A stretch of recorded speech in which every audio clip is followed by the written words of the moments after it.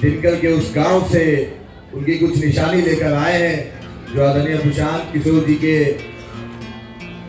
आदरणीय विजय कुमार चौधरी जी दिनकर के जमीन की मिट्टी लेकर आए हैं। ये आदरणीय प्रशांत किशोर जी को सहृदय भेंट देना चाहते हैं। ये उस क्रांतिकारी धरती की मिट्टी है जहां हमारे पूर्वज आदरणीय रामधारी सिंह दिनकर खुद जन्म लिए थे, जहां उन्होंने अपने जीवन की कर्मयोग की। अब आप लोग इतने देर से इंतजार कर रहे हैं, तो बिना सबके समय लिए हुए मैं एक बात के साथ उस व्यक्ति को आवाज दूं जिसने हम जैसे करोड़ों नौजवानों के दिलों में वो चिंगारी पैदा की, वो उम्मीद पैदा की, जिससे लग रहा है कि हाँ, हम लोग मिलकर अगर ये सामूहिक प्रयास करेंगे तो जल्द ही हम लोग को बिहार का वो चेहरा देखने को मिलेगा, बदलता रंग देखने को मिलेगा। इस बात के साथ मैं उनको आवाज दूं कि हम तो अकेले ही चले थे जानिब मंजिल, मगर लोग मिलते गए और कारवां बनता गया। आदरणीय प्रशांत किशोर जी। नमस्कार, आप सबका स्वागत है। आप समय निकाल कर यहाँ आए हैं, मुझे मेरी बात कहने का अवसर दे रहे हैं। इस पूरे अभियान में जहाँ तक होता है, हम लोग कोशिश करते हैं कि शहरों में ना जाएं, तो राजनीति की समझ रखने वालों की जो सोच है, समझ रखने वाले लोगों की, उससे उलट है। लोग ये समझते हैं कि राजनीति में हवा बनाना है तो बड़ी सभा करना पड़ेगा। शहरों में, बाजार में जब चर्चा होती है तो हवा वहां से गांव की ओर जाती है। लेकिन इस पूरे अभियान में हमने एक ध्यान रखा इस बात का कि शहरों को अवॉइड करते हैं, पैदल चलते हुए भी ब्लॉक के हेडक्वार्टर पर भी नहीं जाते हैं। और बेगूसराय में हम 1 महीना से हैं, लेकिन आज 2 दिन हमने निकाला है शहर के लिए, और इसमें एक ही बैठक करते हैं जिसमें समाज के सो कॉल्ड प्रबुद्ध लोगों को एक निमंत्रण है। हमको आपको जानने सुनने का मौका है, और आपसे कुछ सवाल जो आपके मन में है वो उसका भी जवाब देने का प्रयास करेंगे। ऐसा इसलिए है कि जो शहर में जो सो कॉल्ड प्रबुद्ध लोग हैं, आपकी चिंता बहुत है, चिंतन भी बहुत है, लेकिन एक्शन कुछ नहीं है। मध्यम वर्गीय जो लोग हैं, हम लोग सब मध्यम वर्गीय परिवार से आते हैं, हम लोग की चिंता बहुत है। देश कहाँ जा रहा है, समाज में क्या हो रहा है, कैसे सुधरेगा। चिंता भी आपको बहुत है, क्योंकि आपकी सोचने की, समझने की क्षमता भगवान ने आपको दी है। लेकिन हम वो लोग हैं कि अपने गाड़ी में शीशा उठाकर एसी ऑन कर लिए तो समझ लिया कि बाहर गर्मी नहीं। मध्यम वर्गीय परिवार जो है वो सबसे ज्यादा, दुनिया का रिसर्च बताता है कि जो मिडिल क्लास है ये समाज का सबसे असंवेदनशील वर्ग है। हम लोग की संवेदना खत्म हो गई है धीरे धीरे। इसीलिए मेरी कोई बहुत आशा अपेक्षा भी आपसे नहीं है। मैं बहुत कड़वी बात कहता हूँ। आप इतने लोग यहाँ आए हैं, हमको कोई बहुत आपसे आशा अपेक्षा नहीं है। आप परिवर्तन नहीं कर सकते, आप में वो जज्बा ही नहीं है, हम में वो जज्बा नहीं है। अगर परिवर्तन कभी होगा तो होगा गांव का जो भूखा नंगा आदमी है वही करेगा। आपको, हमको तो चिंता है, एक दिन जाएंगे आज दुकान बंद हो जाएगा तो आज आमदनी कम हो जाएगा। बहुत लोगों को, हमको, आपको ये भी लगता है कि बिहार में बड़ा भ्रष्टाचार है इसलिए हालत खराब है। लोग हमको भी आकर ज्ञान देते हैं कि इतना जाति है, इतना लोग अब अनपढ़ है, इसीलिए बिहार का दुर्दशा है। हम अभी आप इस बात शाम की चर्चा की शुरुआत एक सवाल से करेंगे जो मैंने पूरे 4500 से ज्यादा गांव में किया है, और आपसे भी ये करेंगे। और आपको 1 मिनट में अभी दिखेगा कि कैसे आपकी सारी विद्वता, आपका ज्ञान, आपका अनुभव बिहार में अनपढ़, गरीब, बेकार समझे जाने वाले लोगों से बिल्कुल अलग नहीं है। मैं 1 मिनट में एक सवाल पूछूंगा, आपको उसका जवाब देना है, हाथ उठाकर सबको बोलना है। पूरे बिहार में और कुछ हो या न हो, आपकी समझ से सभी के बच्चों के पढ़ने के लिए अच्छी व्यवस्था होनी चाहिए या नहीं होनी चाहिए? होनी चाहिए, आइए हाँ, जिसको इसको लगता है होना चाहिए जोर से बोल दीजिए। होना चाहिए तो इतनी समझ तो सबको है, सबको है। यहाँ बैठा हुआ हर आदमी आधा आधा घंटा इस पर भाषण दे सकता है। हम आपका सिर्फ 15 सेकंड लेंगे। अब जरा अपने अपने बच्चों का चेहरा याद कर लीजिए और अपने बच्चों के नाम पर यहाँ बैठे हुए जितने प्रबुद्ध समझदार अनुभवी लोग हैं, अपने बच्चों के नाम पर आप में से जो भी चाहे ये बता दे कि आप में से किसने जीवन में एक बार भी अपने बच्चों के पढ़ाई के लिए वोट दिया। देखिए पूरा देखिए, पूरा देखिए। और आप अकेले नहीं हैं मेरे भाई, 4500 गांव में हम पैदल गए हैं और अपने भाषण की शुरुआत इसी सवाल से करते हैं। आज तक बिहार में किसी गांव में किसी समुदाय का कितना भी पढ़ा लिखा किसी मंच पर बैठा हुआ या पीछे खड़ा हुआ, किसी ने ये नहीं कहा कि भैया हमने अपने बच्चों के लिए वोट दिया, बच्चों के पढ़ाई के लिए वोट दिया। तो क्यों आप बेकार की बात करते हैं? क्यों बेकार का लंबा चौड़ा भाषण देते हैं? और आपका वोटिंग बिहेवियर किसी अनपढ़ दलित जो 500 रुपया लेकर वोट बेचता है उससे अलग कैसे है? क्यों अपने आप को बड़ा बना रहे हैं? यहाँ आप आए हैं हमको देखने कि कौन आदमी है 16 महीना से पैदल चल रहा। मेरे भाई, बड़ी बड़ी बात लोगों ने कहा, बिहार समाज बदलने साथ चलने का हमको इतना अनुभव है। आप किसी पदयात्रा करने वाले आदमी को देखने नहीं आए। हम 10 वर्ष जो काम किए हैं उस काम की आंच है जो आपको लेकर यहाँ आई है। पदयात्रा तो हम जीवन भर करने आप नहीं आने वाले। जिस काम का लोग शिकायत करते हैं, अरे तो वो आदमी है जो पैसा लेके काम करता था, उसी काम की पहचान है जो आपको खींच कर यहाँ लाई है। नहीं तो कोई नहीं आना चाहता। हम जब पैदल चलते हैं तो हम जानते हैं कि लोग बैठा हुआ हम पर हंस रहा है, हमारा घर वाला भी हम पर हंसता है। अरे कितना बढ़िया जिंदगी चल रहा था, चार्टर्ड प्लेन से चल रहे थे, मुख्यमंत्री से नीचे तो किसी से बतियाने का जरूरत नहीं है। कुछ छोड़ के कहाँ गांव में घूम रहे हो, लोग हंसता है कि देखो क्या इनका दशा हुआ है, घूम रहे थे, कुछ नहीं होगा। लेकिन जो 10 वर्ष हमने काम किया है उसको डर भी है। वो जानता है कि आदमी कितना भी कुछ भी हो बेवकूफ नहीं है तो समझदार। अगर कर रहा है तो तू सोच समझ के ही कर रहा हो। तो जितना राजनीति करने वाला आदमी है वो सोचता है चलो इधर भी वो गमछा डाल दे, पता चला कि प्रशांत किशोर बखेड़ा खड़ा किया तो सब जमीन साफ हो जाए। इसीलिए आता है मुखिया, सरपंच, प्रमुख, जिला पार्षद, भैया आप ही के साथ है, आप ही से बिहार सुधरे। हम जान रहे हैं कि उसको कुछ ये सोच नहीं, खाली विशुद्ध तौर पर गमछा रखने आया। जितना दल का नेता है, आपका सांसद विधायक इतना जो बड़ा नेता बनता है, जब हम जाते हैं उसके विधानसभा में मैसेज भेजता है, प्रधान जी कोई दिक्कत होगा तो बताइएगा, हम आपके साथ। बताइए, सांसद है दूसरे पार्टी से, मैसेज हमको भेज रहा है। कहीं प्रशांत किशोर ये ना कह देगी सब छोड़ो बेगूसराय में तो लड़े करेंगे, आपका तो खटिया खड़ा हो जाएगा। नेता सब बहुत समझदार लोग, तभी तो इतना लोग को एक साथ मूर्ख बना रहा है। तो ये हमारे चलने की पवित्रता की ताकत नहीं है। हम तो चाहते हैं कि इसको बहुत ईमानदारी और पवित्रता से करें, लेकिन समाज उस पवित्रता को बहुत अच्छे से नहीं देखता, उसको तो बेवकूफी समझते हैं कि देखिए पैदल चल रहे हैं, अरे इससे क्या होगा? अगर 10 करोड़ रुपया खर्चा करके 5 लाख आदमी को गांधी मैदान में भर दें तो सब कहेगा देखिए हवा बना दिया प्रशांत किशोर, देखिए 2 लाख आदमी जुटा। आदमी वही सुनना चाहता।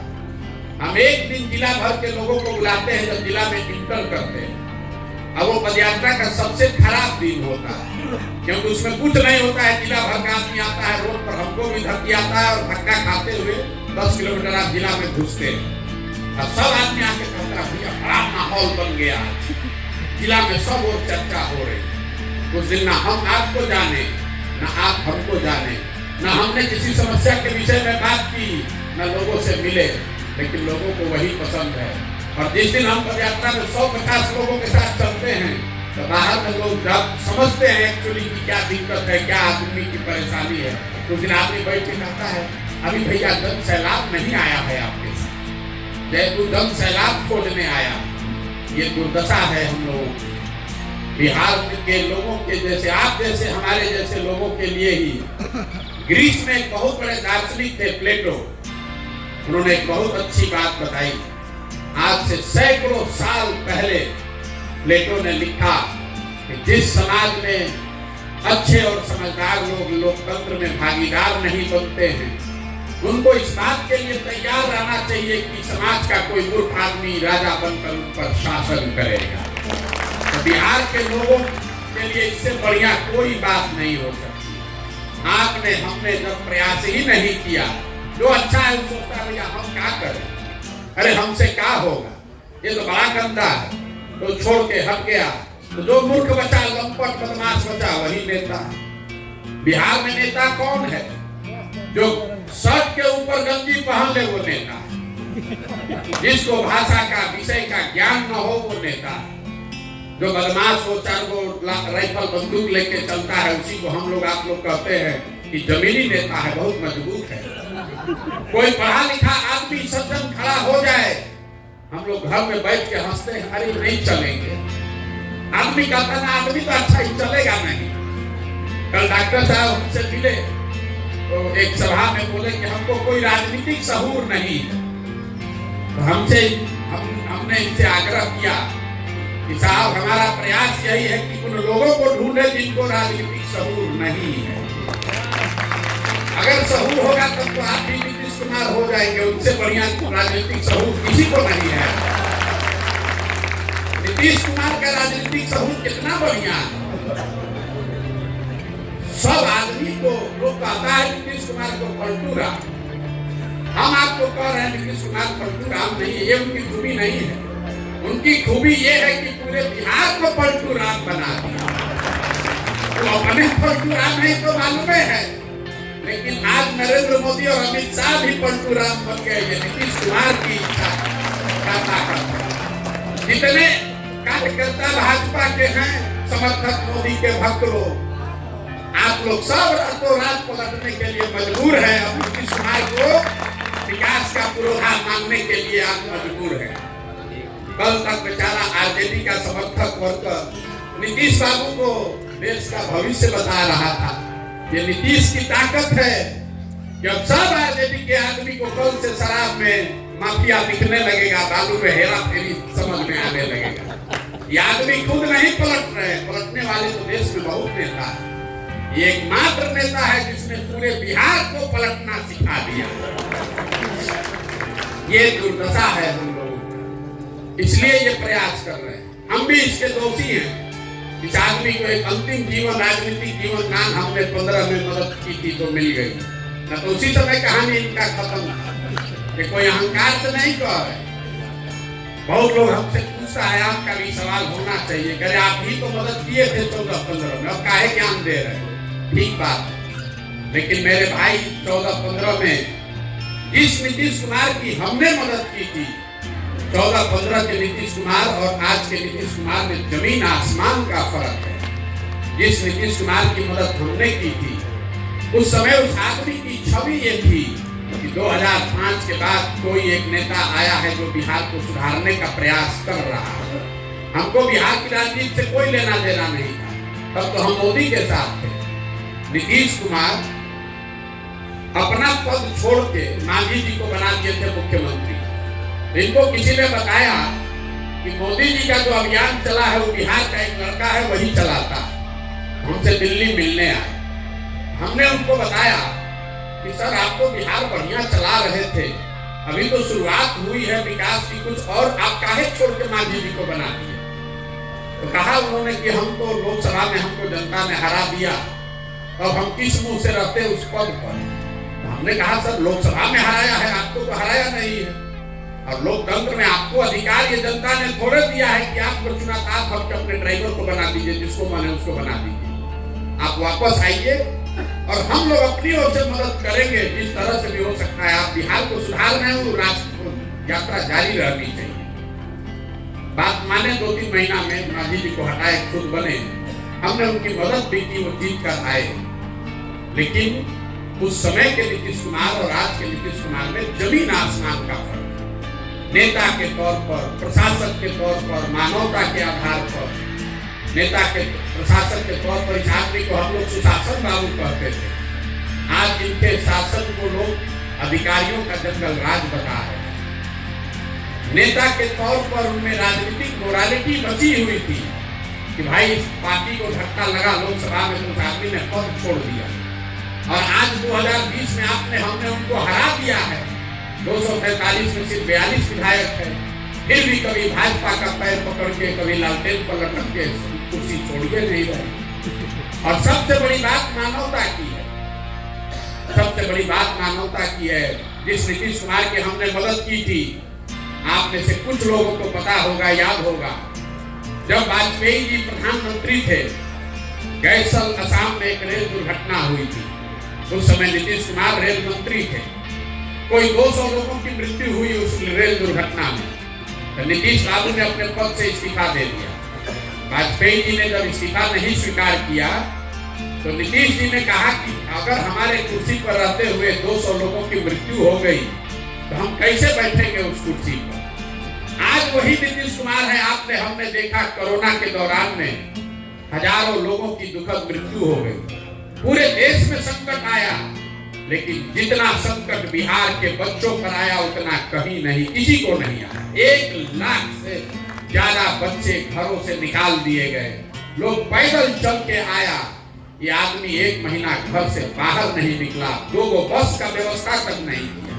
इस नीतीश कुमार का विरोध कर रहे हैं, लेकिन बात नीतीश की करने के लिए हम नहीं खड़े हुए हैं। आपसे लोग कहता है भैया उनका पहले मदद किए थे, उनका मदद किए थे। मेरे भाई, लोकतंत्र में वोट और भरोसा 5 वर्ष के लिए है। संविधान बनाने वालों ने बहुत सोच समझ के 5 वर्ष का नियम बनाया है, सिर्फ देश में नहीं पूरे दुनिया में। ऐसा क्यों है कि 5 वर्ष का चुनाव होता है? 10 वर्ष पर भी हो सकता था। ये इसलिए है, जिस नेता पर, दल पर, विचारधारा पर, झंडे पर आपका भरोसा है, आप उसके साथ खड़ा होइए, उसको वोट दीजिए, उसकी मदद कीजिए। लेकिन वो वोट, वो भरोसा 5 वर्ष के लिए है, जीवन भर की बंधुआ मजदूरी नहीं है। बिहार की परेशानी का कारण यह है कि हम लोग राजनीतिक बंधुआ मजदूर बन गए हैं। कोई जात के नाम पर लालू जी का बंधुआ मजदूर है, कोई धर्म के नाम पर मोदी जी का बंधुआ मजदूर है, कोई लालू जी के डर से भाजपा का झंडा उठा के घूम रहा है, कोई भाजपा के डर से लालू जी का बंधुआ मजदूर बन गया है। कोई अपने और अपने बच्चों के लिए वोटें नहीं कर रहा है बिहार। तो आखिर स्थिति सुधरेगी कैसे? इसीलिए ये अभियान चला रहे हैं, गांव-गांव जाकर लोगों को हाथ जोड़ रहे हैं, एक ही संदेश दे रहे हैं कि भाई एक बार हमारी बात मानो, एक बार हमारी बात मानो, और एक बार देश की चिंता छोड़ दो, राज्य की चिंता छोड़ो, जाति की चिंता छोड़ो, मोदी लालू नीतीश को छोड़ो, प्रशांत किशोर को छोड़ो। एक बार अपने बच्चों के लिए वोट दो, अपने बच्चों के लिए वोट। कितना यहाँ जितने लोग बैठे हैं, सब ज्यादातर लोग मोदी जी के भक्त हैं, सब भाजपा के वोटर हैं, हमको पता है, बहुत लोग हैं। चिंता मत कीजिए, अरे हैं भी तो कोई खराबी नहीं है। अरे हम लोग खुदे दिए हैं वोट भाजपा, अरे हम तो खुदे मोदी जी का झंडा उठाकर घूमे हैं 14 में, इसको शर्म की क्या बात है? ठीक है, आप उनसे अच्छे मान जी, इसीलिए हम प्रोफेशनल हैं, तो कम से कम अपने बच्चे की चिंता कर रहे हैं। जो विचारधारा के गुलाम हैं, वो अपने बच्चों को भी गुलाम बनाकर जी रहे हैं। हम ऐसे विचारधारा के गुलाम नहीं हैं, हम विचारधारा के पक्ष के लोग हैं। विचारधारा के नाम पर अंधभक्ति करने वालों के घोर विरोधी। मानव सभ्यता के इतिहास में विचारधारा का जाल फैलाने वाले लोग, जितने पूरे मानव सभ्यता के इतिहास में जितने बड़े क्राइम किए गए हैं, वो सब विचारधारा के नाम पर किए गए। और जो विचारधारा का नेता होता है, वो यही सोचता है कि विचारधारा के नाम पर सब लोग हमारा भक्त बना रहे। आप कम्युनिस्ट को मानने वाले हैं तो कम्युनिस्ट वाला क्यूबा से मंगा कर सिगार पिएगा और सोचेगा कि सब आदमी नंगा घूमता है विचारधारा के नाम। आप भाजपा के विचारधारा को मानने वाले हैं तो आपका नेता ये सोचता है कि किसी गरीब को अगर रोड पर मार दिया जा रहा है तो आवाज मत उठाओ क्योंकि वो मुस्लिम है। अगर आप कांग्रेस के विचारधारा के हैं तो आप यहाँ लालू और आप मिलकर लूट रहे हैं तो आपका नेता कहेगा विचारधारा के मानने वाले हो इसमें विरोध मत करो, हम उस विचारधारा के मानने वाले नहीं है। और आप जितना यहाँ देश में विचारधारा का बात करने वाला है, एक बार आपको आग्रह करूंगा जाकर गांधी को पढ़िए, गांधी को जाकर पढ़िए। गांधी ने कहा वेजिटेरियन बनिए, उस हिसाब से तो आरएसएस के विचारधारा के करीब थे। गांधी ने ग्राम स्वराज की बात कही, उस हिसाब से तो सोशलिस्ट हो गए।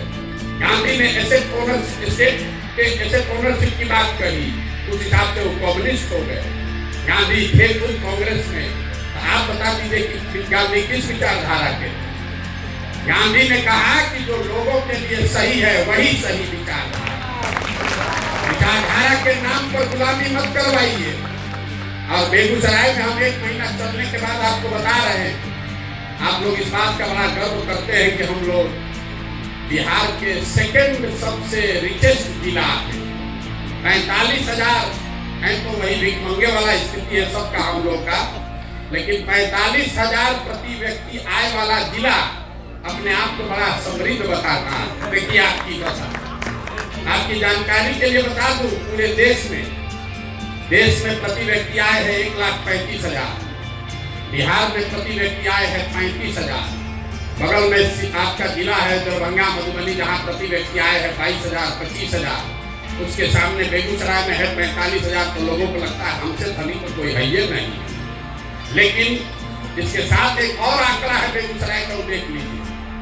आर्थिक सामाजिक विषमता के मामले में बिहार में 17वां सबसे खराब जिला है बेगूसराय। यहाँ आर्थिक विषमता बहुत ज्यादा है। एक आदमी के पास अगर पैसा है तो पूरा गांव गरीब है। ये आर्थिक विषमता दूसरे जिलों के मुकाबले बेगूसराय में ज्यादा है। और ये सब विचारधारा के बावजूद, जबकि ये विचारधारा की जगह रही है। आप दिनकर का बहुत नाम ले रहे हैं। दिनकर का नाम हम मधुबनी गए तो लोगों ने कहा कि भैया ये प्रबुद्धों की जमीन है। मधुबनी में तो एक से एक विद्वान है। पूरा मधुबनी घूम गए, कोई विद्वान नहीं मिला, खाली मजदूर मिला है। हम लोग वो लोग हैं जो कहते हैं हमारे दादा के हाथी बनता, हमारे पास खाली उसका सीकर बचे। दिनकर कभी पैदा हुए थे, अब दिनकर बेगूसराय में नहीं है। दादाजी कभी थे, हम और आप नहीं हैं।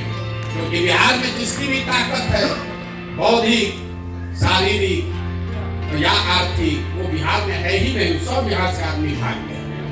बहुत यहाँ बचा है, जिसको कुछ नहीं है वही यहाँ बचा हुआ है मजबूरी में, या जो जीवन के तीसरे चौथे पड़ाव में है वो है यहाँ पर कोई नवयुवक बता दीजिए जो बहुत सक्सेसफुल हो, जो रह रहा हो बेगूसराय में, कोई नहीं रह रहा। और ये आपके लिए चिंता का कारण है। जो पैसे वाले लोग हैं, आपको लगता है कि हम तो ठीक है, हमारा लड़का पढ़ रहा है। मेरे भाई, आपकी दुर्दशा गरीब से ज्यादा खराब है। गरीब का बच्चा तो फिर भी छठ में आ रहा है तो 1 महीना रह रहा है। आपका बच्चा तो 2-4 दिन आता है, उतने दिन आपको देखने को मिलता है। हमारे अपने बच्चे की दशा देख लीजिए। हमारे बाबूजी 16 कमरा का घर बनवाए, इसमें बेटा रहेगा, इसमें बतौ रहेगी। अब उसमें वो दिया जलाने वाला भी कोई नहीं है। 5 बरस से हम अपने को अच्छा बेटा बता रहे हैं, तो 4 बरस से घरे नहीं गए। हमारा बेटा, हमारे पास कितना भी पैसा हो, वो एक दिन भी बिहार आने वाला नहीं। क्या रहेगा बिहार में? कुछ है ही नहीं। ये दुनिया का अगर हम लोग अलग देश होता अगर बिहार, तो दुनिया के 6वें सबसे गरीब देश होते। अफ्रीका में 54 को देश है, उसमें भी 4-5 को हम लोग से पीछे, हम लोग से सब आगे। बिहार में ये दुर्दशा, लोग कहता है बेगूसराय में बड़ा धनी लोग रहते हैं, यही तो दुर्दशा है यहाँ। तो ये प्रयास कर रहे हैं लोग, हमको बता रहा है क्यों कर रहे हैं प्रयास। इसलिए नहीं कर रहे हैं कि हम कोई आपसे बेहतर है, इसलिए कर रहे हैं अगर ऊपर वाले ने हमें शक्ति, बुद्धि, क्षमता दी है, अगर हमारा हिम्मत नहीं पड़ेगा तो बिहार में किसका हिम्मत पड़ेगा। इसलिए कर रहे हैं। आपको सुनना है, इसलिए मत रुकना है। इसलिए कर रहे हैं कि इस मिट्टी का कर्ज है। हमारे बाबा यहाँ पर मजदूर थे, बैलगाड़ी चलाते थे। बाबूजी हमारे डॉक्टर थे। यहीं पर सरकारी विद्यालय से हम पढ़े, यहीं पटना साइंस कॉलेज से पढ़कर निकले। 20,000 रुपए की नौकरी चाहते थे। आज 5,000 आदमी को नौकरी दिए हुए हैं। हजारों आदमी को खिला पिला सकते हैं, इतनी बड़ी व्यवस्था चला सकते हैं।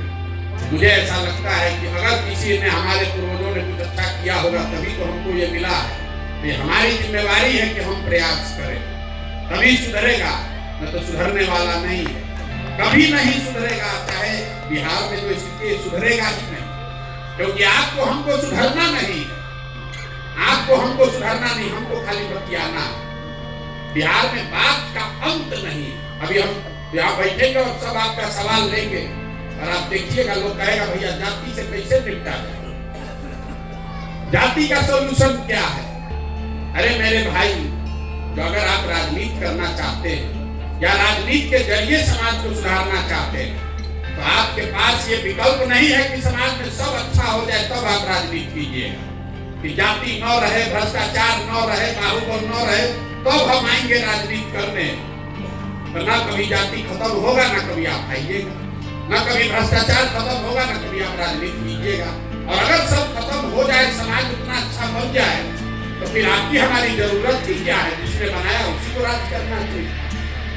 तो सारी समस्याओं के बाद भी आकर प्रयास करने की ही बात है, इसलिए राजनीति की जरूरत है।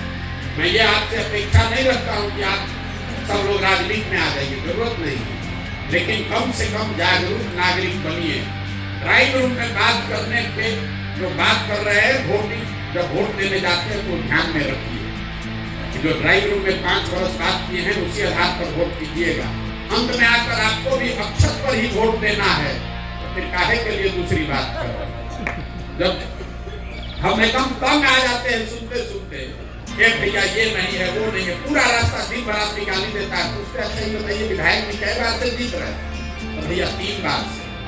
सांसद महोदय कई बार से जीत रहे हैं, तो सांसद महोदय तो भैया 2 बार से जीत रहे हैं। उससे पहले बाबूजी 3 बार से जीत रहे हैं। अरे भाई, आप गाली भी दे रहे हैं और उसी आदमी को 5 वर्ष से बिता भी रहे हैं, 25 वर्ष से। दोनों बात कैसे हो? बेगूसराय में जो सांसद विधायक जो भी है, उसको वोट तो बेगूसराय के लोगों ने दिया है ना भाई। आप दूसरे को क्यों दोष देते हैं? जब कुछ जवाब नहीं मिलता है, आदमी कहता भैया विकल्प नहीं। मेरे भाई, विकल्प नहीं है तो आप विकल्प बनाइए। आपको किसने रोका था विकल्प बनाने? लेकिन जो मैंने आपको कहा, कोई एक अच्छा आदमी खड़ा होता है तो पूरा समाज उसको गिराने में लगता है कि ये आए है राजनीति करने, इनका चलेगा। एक अच्छा आदमी हारता है तो हजारों आदमी की हिम्मत टूटती है, अच्छे आदमी के राजनीति में वो नहीं आता। आप हर आदमी यहाँ कोई ना कोई किस्सा कहानी सुना देगा कि निर्दलीय एक अच्छे आदमी खड़े हुए तो उनको 6,000 वोट मिला। एक आदमी जब हारता है, सैकड़ों आदमी की हिम्मत टूटती है। इसलिए हम सिर्फ इतना ही मेरा योगदान है कि उन सब अच्छे आदमियों को हम हिम्मत दे रहे हैं। या आपको राजनीतिक शऊर नहीं है तो कोई बात नहीं, आपके पास साधन व्यवस्था नहीं है तो कोई बात नहीं है, जाति और समाज का समझ नहीं है तो कोई बात नहीं है। अगर आप समाज को सुधारने के लिए, बिहार के लिए कुछ करना चाहते हैं तो सब चिंता अपने भाई, अपने बेटे प्रशांत किशोर पर दीजिए और आइए, आप सामने आइए, हम लड़ाकर आप खड़ा तो होइए। आप खड़ा भी नहीं होइएगा तो जीतिएगा कैसे? खड़ा होइए।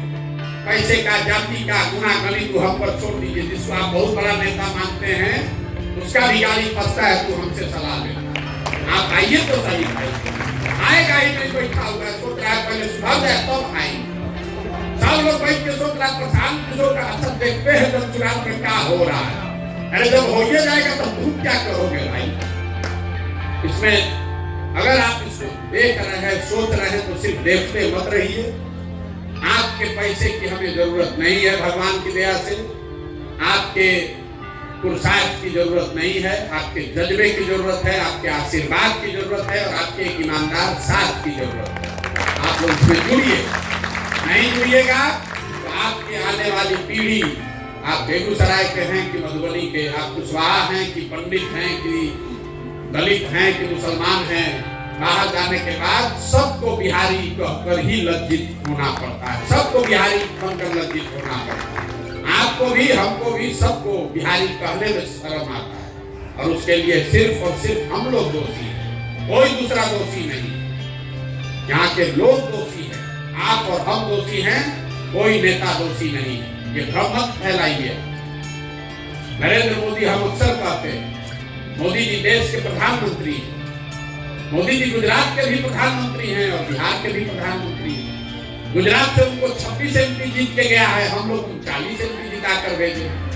उस नजरिए से बिहार उनके लिए ज्यादा महत्वपूर्ण है। लेकिन गुजरात में मोदी जी हर 5वें दिन जाते हैं, हर कोई ना कोई काम हो रहा है, सैकड़ों हजारों करोड़ रुपया का इन्वेस्टमेंट हो रहा है, 1 लाख करोड़ का बुलेट ट्रेन बनाया जा रहा है, 1 लाख करोड़ का बुलेट ट्रेन बनाया जा रहा है। बिहार में आज तक मोदी जी ने, आप सब प्रबुद्ध लोग हैं, आज तक मोदी जी ने बिहार के विकास के लिए एक बैठक नहीं किया, एक बैठक, काम नहीं, एक बैठक नहीं किया। अगर आप हमको खबर दिखा दीजिए कि आज मोदी जी ने दिल्ली में बिहार के विकास के लिए बैठक बुलाई है, हम आपको वादा कर रहे हैं कल से हम मोदी जी का झंडा लेकर फिर से चलेंगे।